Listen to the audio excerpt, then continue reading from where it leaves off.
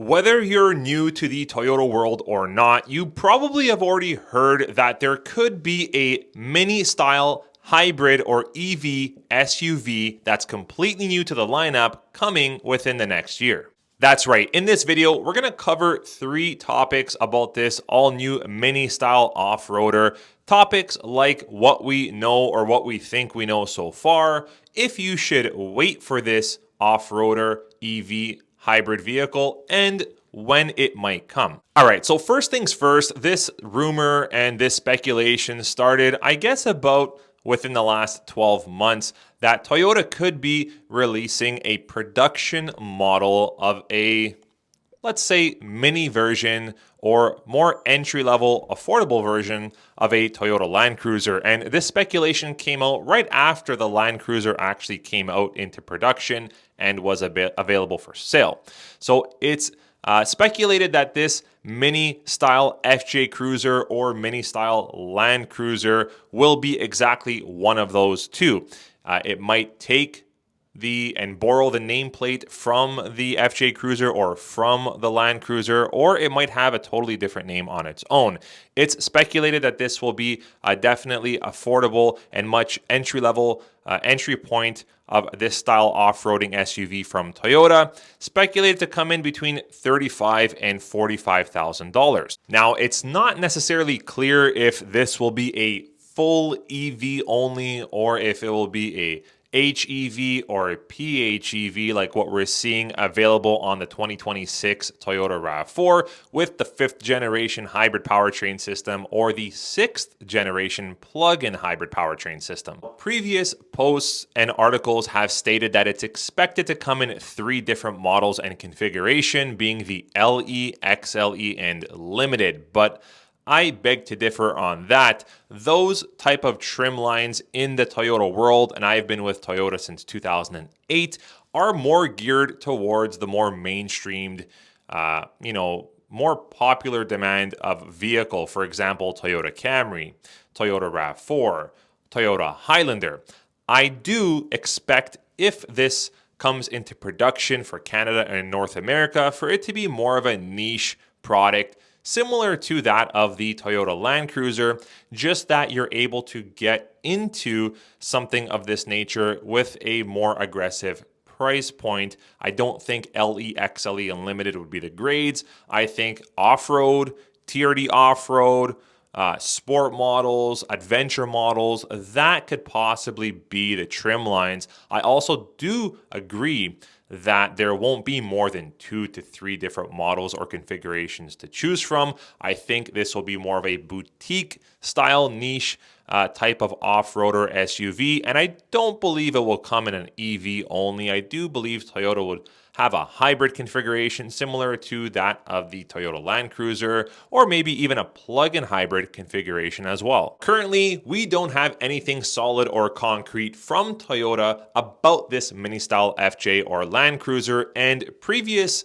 articles and reports stated that there would be a release or some kind of sneak peek teaser sometime in fall of 2025, which is right around the corner. But lately, we have been hearing that this has been delayed or postponed to be released sometime in 2026. My anticipation, yes, I do believe in the first or second quarter of 2026 is when we're going to start hearing small pieces of information leading up to a full release, similar like what they did to the Toyota RAV4, for example, of this all-new hybrid electrified mini Land Cruiser or mini FJ Cruiser.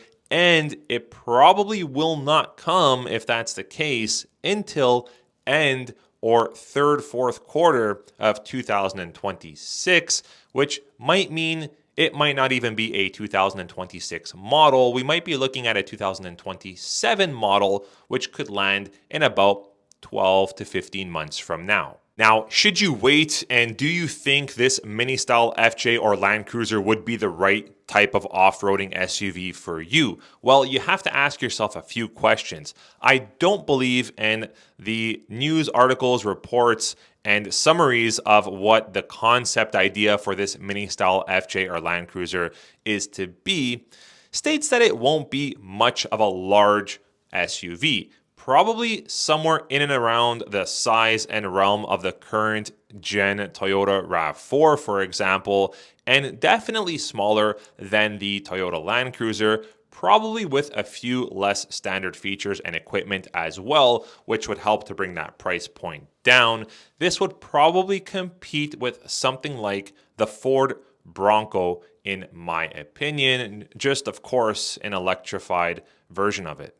I do expect this mini style FJ Cruiser or Land Cruiser to have the most advanced off-roading capabilities, features like crawl control, different driving modes for sand, rock, dirt, snow, locking rear differentials, driver disconnect mechanisms. I do believe that it will have all of this and more, and will probably debut at least the Toyota Safety Sense 4.0 with other standard features and equipment. So should you wait for it? Well, if you are not needing a replacement vehicle or a new vehicle for at least the next 12 to 15 months, and you're okay with having a 5-passenger, because yes, this will be a 5-passenger. I don't think there'll be room for a third row.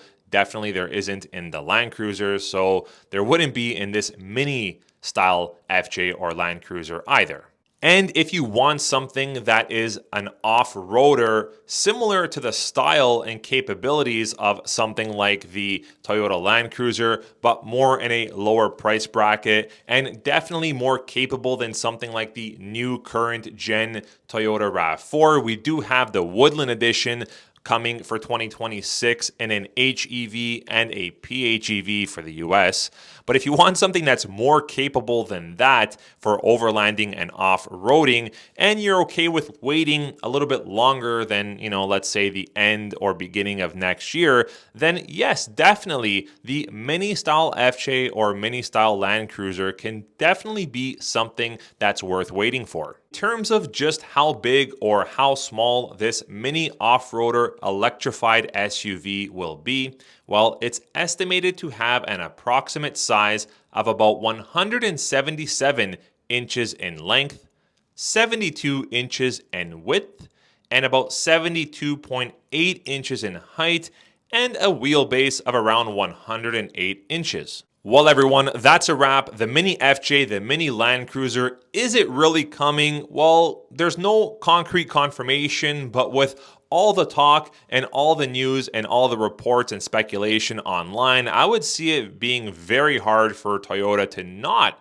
actually release something like this for the public. And I think it's a great idea to have similar or the same off-roading capabilities that the Toyota Land Cruiser has, just in a smaller form, smaller size, and maybe with a few less features to help customers and viewers get into that off-roading and overlanding capability without having to go up to the Land Cruiser budget. I hope you enjoyed this video and review. I will definitely inform you when we hear more concrete information from Toyota, so make sure you subscribe. We'll catch you on the next video, guys. Take care.